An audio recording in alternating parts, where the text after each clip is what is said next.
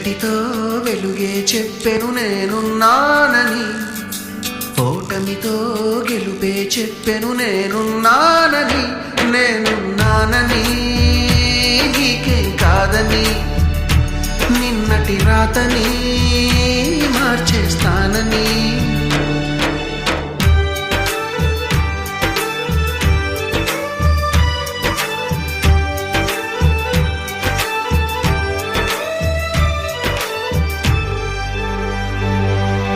తగిలే రాళ్ళని పునాది చేసి ఎదగాలని, తరిమే వాళ్ళని హితులుగా తలచి ముందుకెళ్ళాలని.